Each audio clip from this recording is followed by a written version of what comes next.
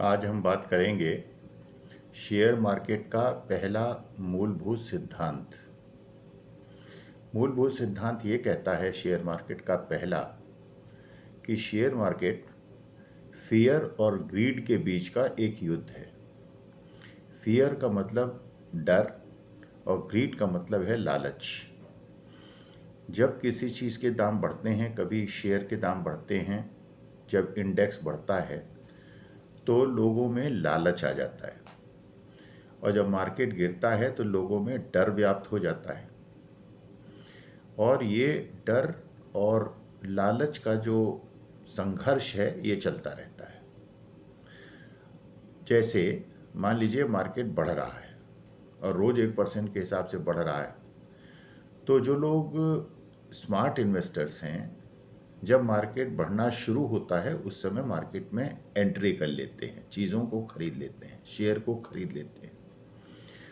और धीरे धीरे जैसे मार्केट लगातार बढ़ता जाता है और वो लोग जो कि स्मार्ट इन्वेस्टर्स नहीं होते, जो स्ट्रॉन्ग हैंड्स नहीं होते, वो धीरे धीरे उसमें आना शुरू हो जाते हैं, क्योंकि वो देखते हैं कि स्ट्रॉन्ग हैंड्स ने पैसा कमाना शुरू कर दिया है। और वो मार्केट में नॉर्मली तब एंटर करते हैं जब मार्केट अपनी ऊंचाई के आसपास होता है, और ये इसलिए एंटर करते हैं कि उनके अंदर ग्रीड व्याप्त हो जाती है, उनके अंदर लालच व्याप्त हो जाता है। और जब ये लालच बहुत ज़्यादा व्याप्त हो जाता है मार्केट में, वो लोग जो कि मार्केट के बारे में नहीं जानते या वीक हैंड्स हैं, वो जब सारे शेयर करीब करीब उनके पास आने शुरू हो जाते हैं, तो जो स्ट्रॉन्ग हैंड्स हैं, जो स्मार्ट इन्वेस्टर्स हैं, वो अपना शेयर बेच के मार्केट से बाहर निकल जाते हैं। तो इसलिए आप देखते हैं कि जो स्मार्ट इन्वेस्टर्स हैं, जिनको ज्ञान है, जिनको पता है शेयर मार्केट कैसे काम करता है, वो उस समय मार्केट में एंटर करते हैं जब मार्केट में फियर बहुत ज़्यादा होता है, डर बहुत ज़्यादा होता है, नेगेटिविटी बहुत ज़्यादा होती है। और वो मार्केट से तब निकल जाते हैं जब मार्केट के अंदर बहुत ज़्यादा लालच आ जाता है, ग्रीड आ जाती है। आपने कोविड के टाइम पे देखा था कि जिस समय कोविड के टाइम पे ऐसा लगा था कि पूरा विश्व खत्म हो जाएगा, अब ये जीवन कैसे चलेगा, दुनिया कैसे चलेगी, और बहुत ज़्यादा फियर आ गया था मार्केट के अंदर। तो उस समय मार्केट ने क्रैक किया था, बहुत ज़्यादा क्रैक किया था। और इस क्रैक से सबसे ज़्यादा डरे कौन थे, सबसे ज़्यादा घबराए कौन थे? वो लोग थे जिनको शेयर मार्केट के इस बिहेवियर का नहीं पता था, जो वीक हैंड्स थे, जिनको शेयर मार्केट का ज्ञान नहीं था, वो मार्केट से निकल गए थे। और जब ये मार्केट 40% टूट गया था, उस समय मार्केट में किन्होंने एंट्री की थी, कौन लोग मार्केट के अंदर आए थे? उन लोगों ने मार्केट में एंट्री की थी जो कि स्मार्ट इन्वेस्टर्स थे, जो स्ट्रॉन्ग हैंड्स थे, और जिन्हें मार्केट के इस बिहेवियर का पता था। तो जब मार्केट में बहुत ज़्यादा फियर आ गया था, बहुत ज़्यादा फियर आ गया था, और मार्केट 40% क्रैश कर गया था, उस समय शेयर जो थे वो वीक हैंड्स के पास नहीं थे, वो अनजान लोगों के पास नहीं थे, स्मार्ट इन्वेस्टर्स के पास आ गए थे, और उन लोगों के पास आ गए थे जिनको मार्केट के बिहेवियर का पता था। तो जब स्थिति बहुत ज़्यादा नेगेटिव हो गई, तो से शेयर जो है वो स्मार्ट इन्वेस्टर्स के पास आ गए, जानकार लोगों के पास आ गए। और जब मार्केट में ग्रीड बहुत ज़्यादा हो जाती है, जब मार्केट के अंदर लालच बहुत ज़्यादा हो जाता है, तो मार्केट उस समय उन लोगों के हाथ में होता है जो कि मार्केट को नहीं जानते, जो वीक हैंड्स होते हैं, और जो सुनी सुनाई बात सुनकर मार्केट के अंदर आ जाते हैं। तो किसी भी समय अगर आप देखें कि स्मार्ट इन्वेस्टर्स जो हैं वो अपने टोटल पोर्टफोलियो का जितनी पूंजी वो लगाते हैं, अगर उसका एक 99% या 98% शेयर मार्केट में उन्होंने इन्वेस्ट किया है, तो इस बात का इंडिकेशन है कि उन्हें मार्केट में कॉन्फिडेंस है और वो मार्केट में इन्वेस्टेड हैं, मार्केट में उन्होंने शेयर खरीद रखे हैं। और आपको लगे कि उन्होंने अपना जो शेयर का अंश है या शेयर होल्डिंग है या टोटल इन्वेस्टमेंट है पोर्टफोलियो में, उसे 98% से घटा के 70% कर दिया है, और 30% कैश में चले गए हैं, तो आपको इस बात का इंडिकेशन मिल जाना चाहिए कि वो अब समझ गए हैं कि मार्केट गिरने वाला है, मार्केट में ग्रीड आ रही है, और उस समय वो मार्केट से निकल जाते हैं। और उस समय मार्केट में कौन लोग आते हैं? जो कि वीक हैंड्स होते हैं, जो कि ग्रीड की वजह से मार्केट के अंदर आते हैं, और उनके हाथ में ज़्यादा जो इन्वेस्टमेंट होता है वो शेयर में होता है, पोर्टफोलियो में होता है, और वो कैश में कम होते हैं। इसका मतलब ये है कि आपको ये समझने की आवश्यकता है कि शेयर मार्केट जो है वो फियर और ग्रीड के बीच में संघर्ष करता है। और जब मार्केट में बहुत ज़्यादा नेगेटिविटी आ जाए, हर आदमी ये कहने लगे कि शेयर मार्केट ऐसी जगह नहीं है जहाँ इन्वेस्टमेंट किया जाए, वो समय होता है जब मार्केट बहुत ज़्यादा क्रैक कर जाए, मार्केट बहुत ज़्यादा टूट जाए, बहुत अधिक टूट जाए। उस समय आपको मार्केट में एंट्री लेनी चाहिए। और मार्केट में बहुत ज़्यादा ग्रीड आ जाए, मार्केट के अंदर बहुत ज़्यादा लालच आ जाए, हर आदमी मार्केट में घुसने की कोशिश करे, आपको हर आदमी कहने लगे कि शेयर मार्केट में रहना चाहिए, हर आदमी जो बिल्कुल अज्ञानी है, जिसको शेयर मार्केट के बिहेवियर के बारे में कुछ भी नहीं पता है, जब वो कहने लगे कि शेयर मार्केट एक ऐसी जगह है जहाँ पे रहना चाहिए और शेयर खरीदने चाहिए, फलाने ने इतना पैसा कमा लिया, ठिकाने ने इतना पैसा कमा लिया, तो आपको मार्केट से बाहर हो जाना चाहिए। और जब मार्केट में हर आदमी ये कहने लगे कि नहीं नहीं, मार्केट बहुत ख़राब चीज़ है, शेयर मार्केट तो जुआ है, इससे वाहियात चीज़ तो कोई है नहीं, इसमें तो इन्वेस्टमेंट करना ही नहीं चाहिए, वो समझ है मार्केट में परचेज करने का। इसलिए ये सिद्धांत कहा जाता है, इसलिए कहा जाता है कि अगर आप 100 लोगों से बात करें और ऐसे लोगों से बात करें 50% जो कि बिल्कुल ज्ञानी हैं और 50% जो अज्ञानी हैं, और सब अगर अज्ञानी ज़्यादा ये कहते हैं कि मार्केट खरीदने के समय आ गया है, तो उस समय या शेयर खरीदने का समय आ गया है, इसका मतलब है वो बेचने का समय है। और ज़्यादा प्रपोर्शन अगर बुद्धिमान लोगों का या स्मार्ट इन्वेस्टर का ये कहे कि शेयर खरीदने का समय आ गया है, जब मार्केट में कितनी भी नेगेटिविटी है, तो वास्तविकता में मार्केट खरीदने का समय आ गया है। तो इस चीज़ का हमेशा ध्यान रखें जब भी आप शेयर मार्केट में इन्वेस्टमेंट करें, किसी प्रकार का भी इन्वेस्टमेंट करें, कि मार्केट के अंदर ये जो ग्रीड और फियर के बीच का संघर्ष है, ये हमेशा से चलता आया है, आगे भी चलता रहेगा। तो मार्केट में जब बहुत ज़्यादा नेगेटिविटी हो, तो मार्केट जो है वो जो वीक हैंड्स हैं उनसे ट्रांसफ़र हो जाता है स्ट्रॉन्ग हैंड्स में। और मार्केट में जब बहुत ज़्यादा ग्रीड आ जाती है, तो मार्केट शिफ्ट हो जाता है स्ट्रॉन्ग हैंड्स के हाथ से वीक हैंड्स में। तो ये जो ट्रांसफ़र ऑफ मनी होता है, ये एक प्रकार का जो डिस्ट्रीब्यूशन होता है, कि जब मार्केट बहुत ज़्यादा पीक पे पहुंच जाता है, बहुत ज़्यादा एम्बिशियस हो जाता है, बहुत ज़्यादा यूफोरिक हो जाता है, बहुत ज़्यादा ग्रीडी हो जाता है, तो जो स्मार्ट इन्वेस्टर है वो मार्केट से बाहर हो जाता है। और मार्केट में अंदर बहुत नेगेटिविटी हो जाती है, मार्केट बहुत ज़्यादा टूट जाता है। उस समय जो स्मार्ट इन्वेस्टर है वो इन्वेस्टमेंट कर लेता है, क्योंकि वो जानता है कि मार्केट लॉन्ग टर्म में ऊपर जाएगा।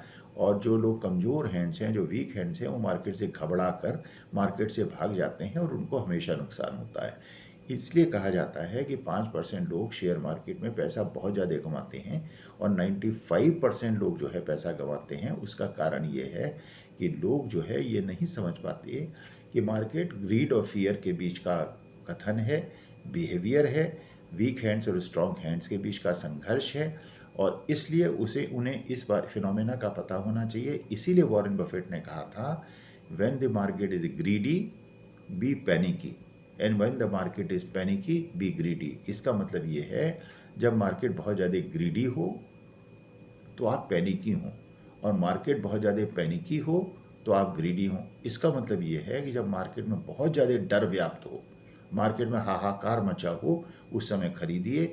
और मार्केट में जब बहुत ज़्यादा ग्रीड आ जाए, बहुत ज़्यादा लालच आ जाए, उस समय फियरफुल हो जाइए और मार्केट से एग्जिट कर जाइए। Now I will be speaking in English.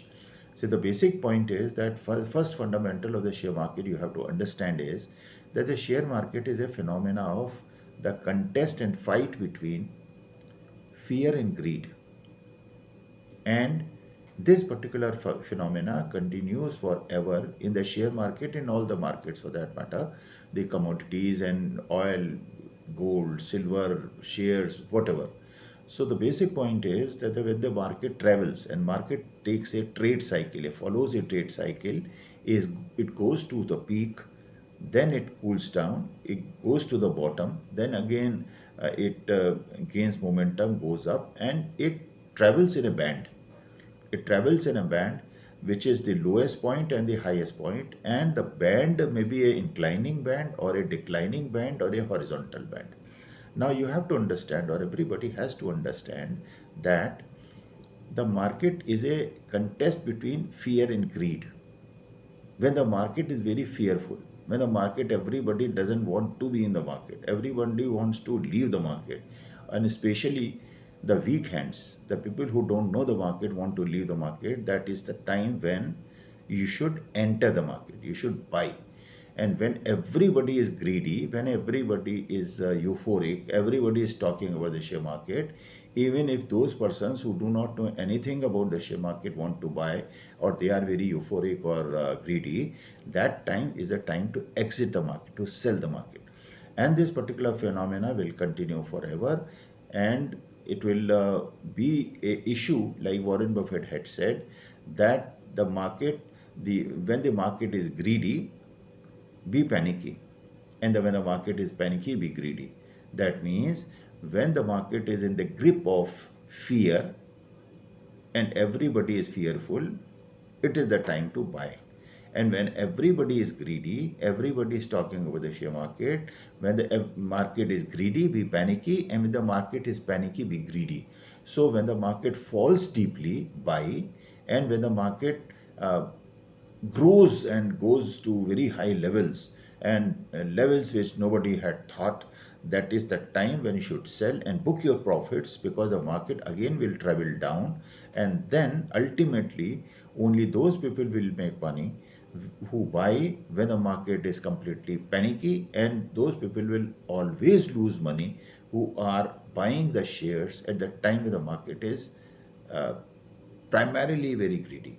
So it's a matter of between greed and fear, and you have to understand this phenomena even if you are investing in share market, or you are investing in gold, or you are investing in silver or any other commodity. So you have to understand and find that it is because these, like you say, people who want the market to go up are the bulls, and the market and the people who want to pull the market down are bears. And there is always a contest between bulls and bears. Bulls want the market to go up, and bears want the market to go down. So in this particular phenomenon, the particular contest and game, they keep on pulling the market up and pulling the market down. And you have to understand this phenomena, that when the bulls are in the grip and bulls are winning, then bears fight back. And when the bears are in the grip of the market and they are holding the market, the other party will try to bounce back, and the contest will continue. So this contest, because it continues, and this phenomena is a permanent phenomena, and it will be repeated forever. That is what had happened in 2007-8, when the subprime crisis in America took place, and the total financial markets of the world collapsed, and it went down by 50%, and then again it gained and it went up by 70%. And this is what happened in the COVID period, where the market went down by 40%, and then even say after 1 year, the market went up by say around 120%. So this particular phenomenon will take place. Always it will happen. The markets will go down and go up. You cannot stop that. The investors cannot stop that. Only one thing that you have to understand is that the market phenomena, it will follow, and you only have to understand the phenomena, and then you have to invest when the market is completely panicky. Nobody is trying to pull uh, buy the shares, everybody is selling, that is the time to buy. And when everybody is buying, or even the weak hands and the people who don't know the market are buying, then that is the time to sell. So I hope I have explained everything so well.